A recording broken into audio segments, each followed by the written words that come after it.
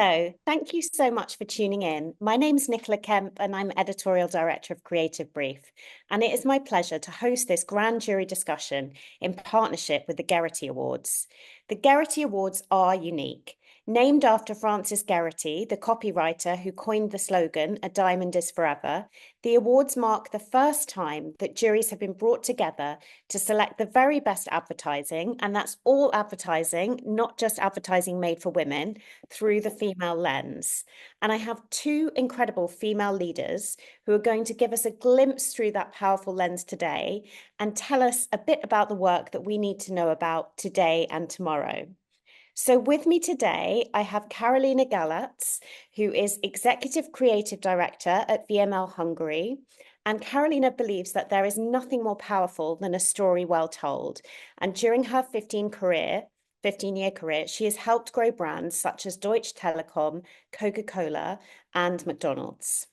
Dagmara Wojtak-Kuzminda is Chief Creative Director at Publicis Worldwide Poland. And as well as being an award-winning creative, she is Vice President of Foundation Kids Children's Hospitals Innovators Club. Thank you so much for joining us today. I'm really looking forward to having this discussion with you. And I would love to start with a discussion about the work, because we've seen such a breadth of work. What I love in the Gerety Awards is there's always something I haven't seen before or something that surprises me. So I'd love to get your view of what stood out for you. Dagmara, we're at such an interesting moment in the industry with a growing number of brands really recognizing the creative firepower of better connecting and representing culture. What stood out for you through that lens?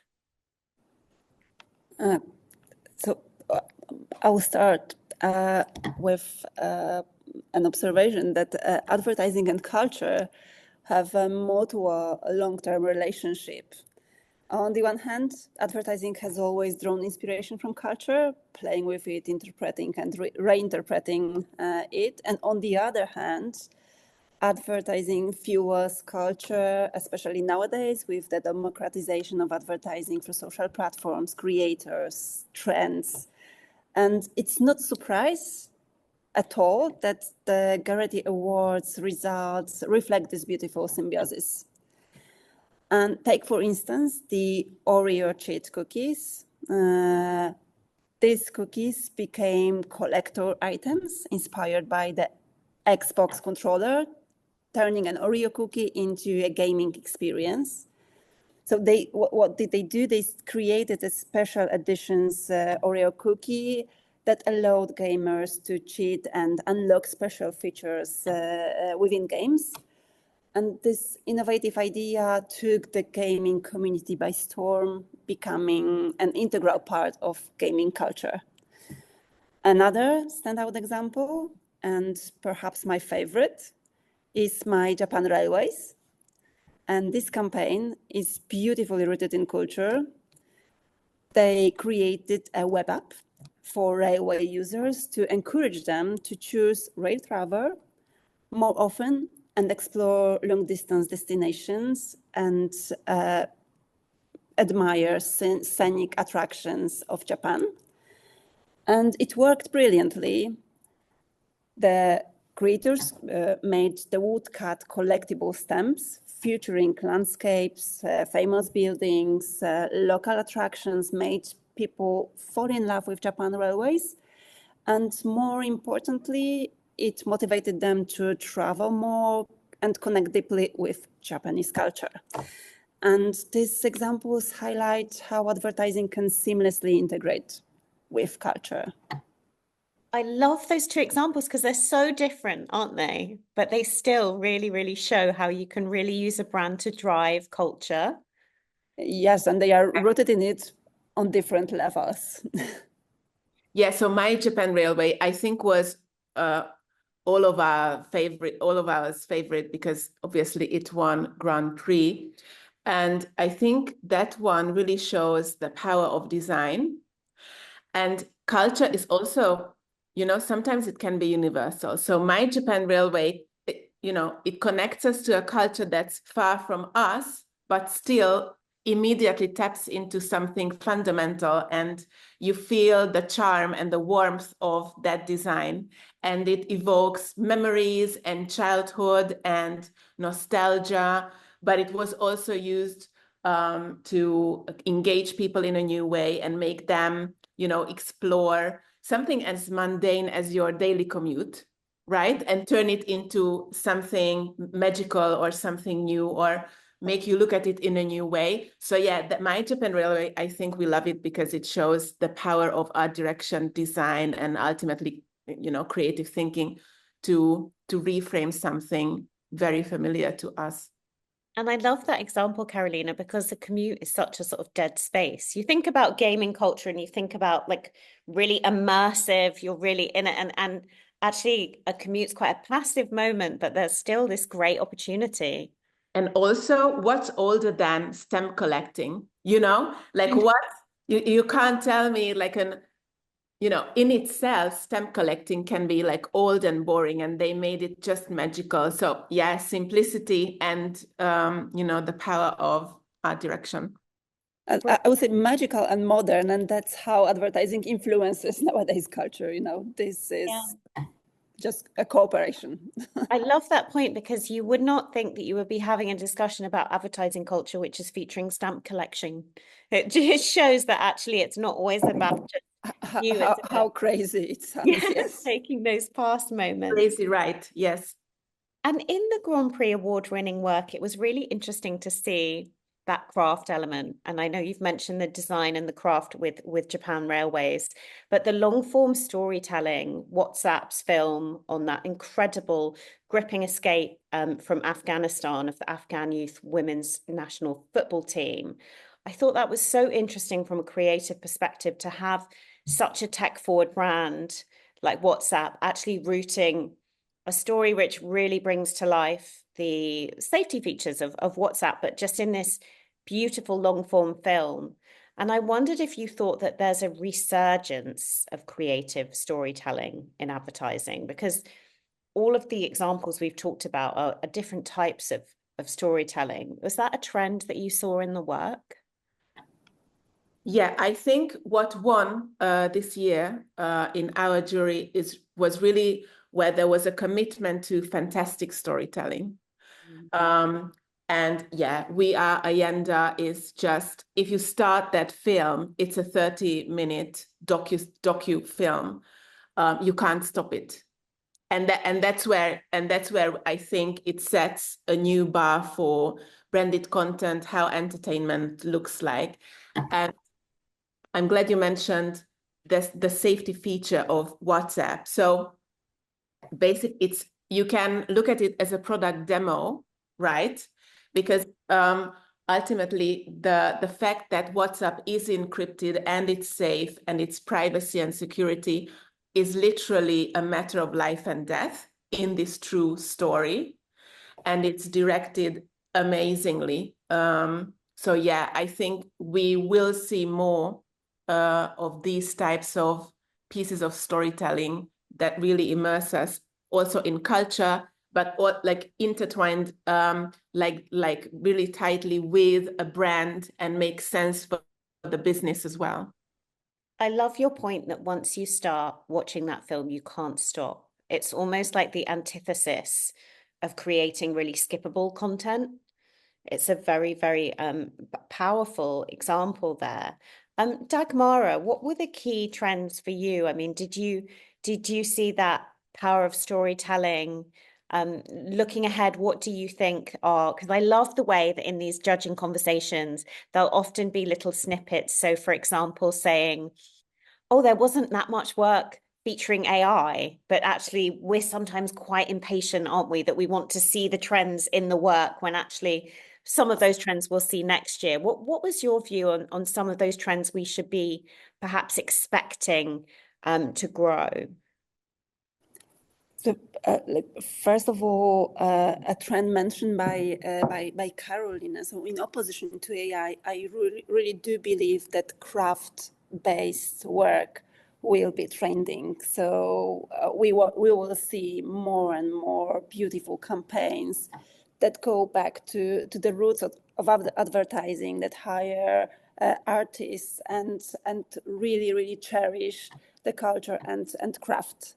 So that's obviously one of the trends. I still think that that purpose-driven advertising is not over. We will see brands engaging in important matters and standing for something. It's not over. But on the other hand, there will be a lot of campaigns that engage communities and creators and people created content. That's so interesting. And I love that you note purpose. I sometimes think we do have a tendency, don't we, to go peak purpose. We just call peak. And it's like, actually, no, these things are everlasting and evolving and wonderful opportunities for brands to better connect and really embed themselves in culture in a really purpose-driven way. And you know, the research shows that it's still important for people that the brands they choose stand for something. That's that they are trustworthy, that they do have the same values as the consumers have, so that they are sometimes even ready to pay a little bit more to make sure that something they use like has equal values. That's such an interesting and important point, isn't it? Because it's actually perhaps that gap between intention and action is closing, particularly data looking at younger consumers, and that can only be a positive thing for the work. Shifting the discussion slightly, one of the things that's really unique about being in a Gerety judging experience is it is all women, and you do really have a different lens on the work. And I wondered how you found that, because there's definitely an industry narrative at the moment around it's challenging out there, right? Everyone is super busy. We've all seen the data, the volume of meetings that everyone is having. How did you find that? Because in this kind of post-pandemic world, do you think people need different moments, maybe different moments to come together as creative leaders? But what was your view on that, Dagmara? What do you see as the creative value of sort of shifting the lens in the judging experience? So what I really like about Gerety, it's not only bringing in the female perspective, but also perspective of people from different origins, from different cultural origins, engaging in discussions with marketers and creatives from various backgrounds. It really enriches the evaluation process, and also helps us to choose the campaigns that are truly impactful and not to lose something because we do not understand the context or another perspective. So this is something that I really value in the Gerety, and still the shifting of the female perspective, it's also important. And I will take as a reference one of the campaigns that was awarded this year at Gerety Awards. It's Handy to Have a Dick, a campaign that highlights the outdated mindset that has long dominated various sectors. It was done for equal pay, with the bold claim, I trust you because you have a dick. And it challenges those old stereotypes. And the same does Gerety Awards. It brings the refreshing shift in attitude. It emphasizes that creative brilliance knows no gender boundaries. And whether you have a dick or a vagina, you can create exceptional work. You can be an expert in judging the work, and most of all, you are a consumer that is going to decide whether you like the way brand communicates with you or not. That's such a valuable point about the consumption power of women is just it's huge. And I am so pleased that you picked an example there that really combines having a really clear purpose with actually a bit of humor. I think sometimes the way we talk about purpose-driven advertising, it's like it's really, really humorless. And that rise of humor in a post-pandemic world has been something that has been a trend in the Gerety Awards over the last 2 years. And Carolina, I'd love to get your view on that, because we do like to have that pendulum swing in creative work in saying, oh, we need more of this, or we're missing this, which I always love. I mean, what do you think we might be seeing a bit more of in 2024? God knows I miss comedy from what we do. I don't think we're fully there yet, at least for my liking. I think we are seeing, and by the way, there is a humor cut in Gerety, and I take that as kind of an incentive to like bring more focus onto a different tonality, because yes, purpose-led work, which I think is evolving, but kind of invites this serious, more somber tone of voice. So yeah, I think humor is coming back, and I really appreciate Gerety for kind of having a little incentive there. I don't think we are fully there, but yeah, the dick one was funny. And also, sometimes it's a long-term like brand strategy pillar, the use of humor, particularly in storytelling with Canal Plus, for example. But also Hornbach uses a different kind of humor, maybe a more playful, a more gestury type of tonality. And that's also like a long-term brand voice on their part. I really am working, and I think we all kind of miss the same thing. I think we all are trying to get our clients to be a little bit more brave in using humor. So I think a lot of us are working towards that. I love that you've mentioned the B word, because one of the things that I think is so interesting about the Gerety Awards is that you do often see work where you think, okay, so a lot of people needed to kind of push for that creative bravery, and the results from the effectiveness of the work to how it's received in the judging room really shows that bravery is so important. And there's quite a lot of research and anecdotes at the moment pointing to the fact that there is a growing fear amongst brands of getting things wrong, whether it's backlash culture or it's just actually the inability to give something their full attention because of time pressures. And I think that's really interesting, because the Gerety Awards really show that bravery can pay dividends. And thinking about those relationships between brands and agencies that create that kind of work, what do you feel is key to kind of unlocking that creative bravery? I mean, have you got any tips? Because it's a tough environment right now. Everyone I speak to is working on so many different things at the same time and really trying to get that cut through to brave work. I mean, Dagmara, what would be your advice to that brand agency relationship part of that challenge? So I believe, Nicola, that you already answered the question. So the keyword is a partnership. So a partnership with your client. So if you become a real business partner of your client, if you are one team trying to solve business challenges, trying to do work that stands out, that is brave, that is humorous, although sometimes it's risky, because I do agree that what's humorous can be risky, because we like to laugh at things that are sometimes controversial.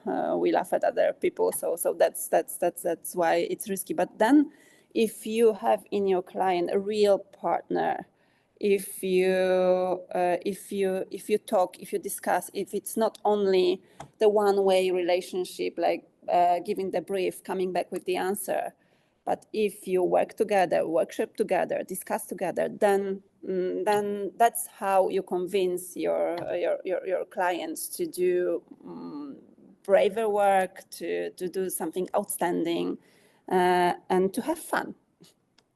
Which is also very important. That's excellent advice. I love that kind of one team culture. It's really important to build that, and can be quite difficult sometimes. Carolina, what's your view on how you can create those relationships that really create that brave work?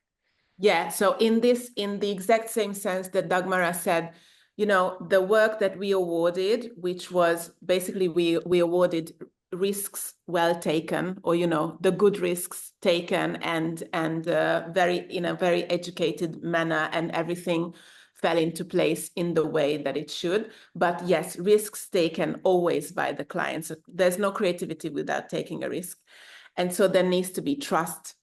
And so in this sense, anything we awarded, this work didn't begin when the project began, but when someone began building that relationship with the client, with the stakeholder.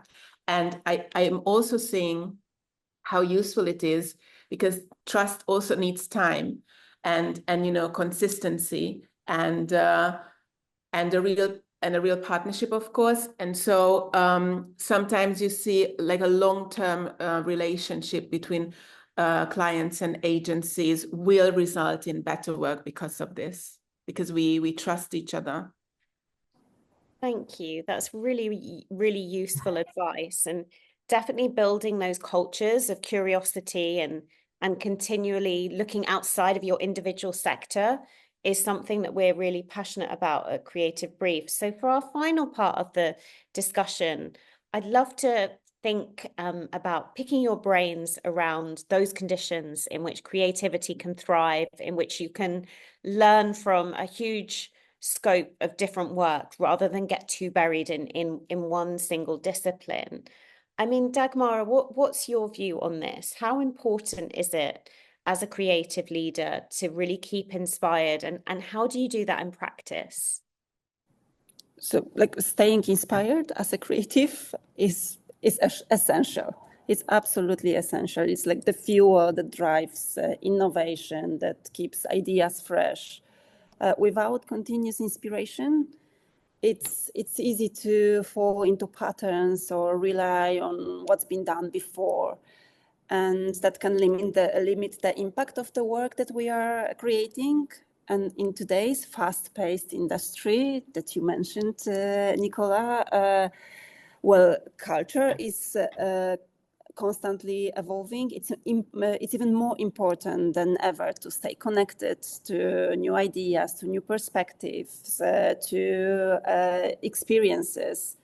In practice, what does it mean in practice? For me, it's like, getting inspiration from a wide range of sources, not only the creative industries, but also art, music, literature, but even more from everyday experiences. So, for example, I go to social platforms, TikTok, Instagram, observe creators, but most importantly, I talk to real people, and that's the source of inspiration. My teenager sons are constant source of inspiration. We watch content together, we discuss series. I try to read the same books they read, and we play games. That's great to see what's interesting to them, but not only to them, but also to my parents or to the cleaning lady that cleans up in our office, because they all are consumers. And in the end, we create content for them. So the inspiration, the source of inspiration can come from everywhere. It's just important key is to stay curious. Yeah. So if we stay curious, the inspiration can come from any corner.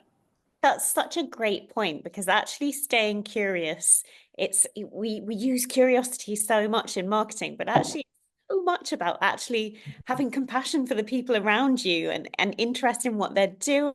And I love your point as well on the cross-generational insights that you get from your teenager, from your parents. I think that can be such a powerful tool for creativity, and that need to constantly look and learn and be aware of those who are around you. And Carolina, I'd love to bring you in here because looking and learning from brilliant work, and which has really been the core of this conversation today, can really help build cultures of creativity and collaboration.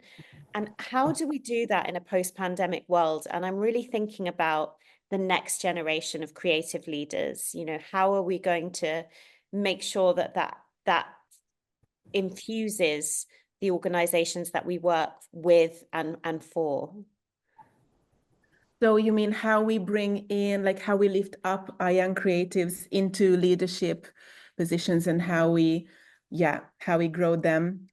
Yeah, I think we are having maybe for the like this type of collaboration between millennials and Gen Z in the same, moment in culture in the same workplace. I think we talk, I don't know about you, but we talk a lot about this in the agency. It's such a unique challenge because we these two generations overlap in a lot of the content we consume and in a lot of other areas, and also we have so different attitudes. And I think it's so important. It all comes down to culture for I think for agencies. And if you have a culture where you kind of allow or make space for sort of these accidental moments between people to learn from each other, to connect, to inspire each other, to kind of meet in an unplanned or maybe spontaneous way and be able to, that's growth. I think that's how we mesh together and, inspire each other with new thoughts. So I think if you have the culture down, then that will naturally through like good processes, but that will yield the work and will yield the leaders as well, because then people can learn from each other. That's excellent advice. And I'm so grateful to both of you because you've really made the space spontaneously and done that today. And I really, really appreciate that. And I just want to ask you to leave the audience with one quick takeaway because it's back to school season, it's September, and that is just the perfect opportunity to learn or unlearn something and have that nugget pass forward. So what one thing are you doing to drive curiosity within your teams that our audience could potentially steal? Dagmara, could I put you on the spot first? I have a tool that I stole from John Palland, the former Saatchi and Saatchi creative director. Actually, it's not stolen. He taught me it. It's called Creative Tribe. And we do connect people from different disciplines together to discuss some issues.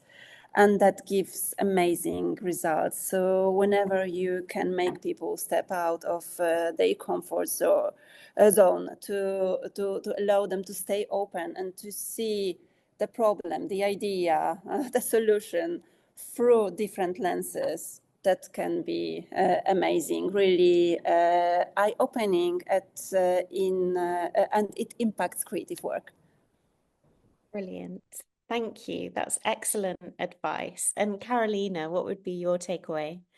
Very similar. I think it's always good to kind of pollinate the minds of people from different aspects, maybe adjacent industries that also do creativity, but implement it in another way. So let's say, I think it's great when journalists come to an agency and we have a talk about, how we work, and they have, of course, a different point of view, but you can always learn from that.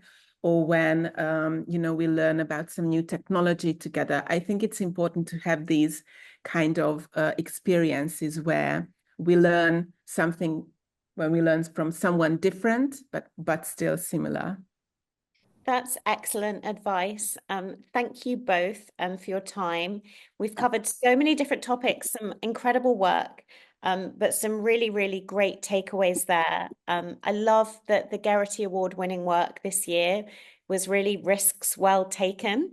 So thank you for giving us really practical insights in how we can all take some better risks in the month ahead and remember to keep looking outwards and learn from different industries and sectors.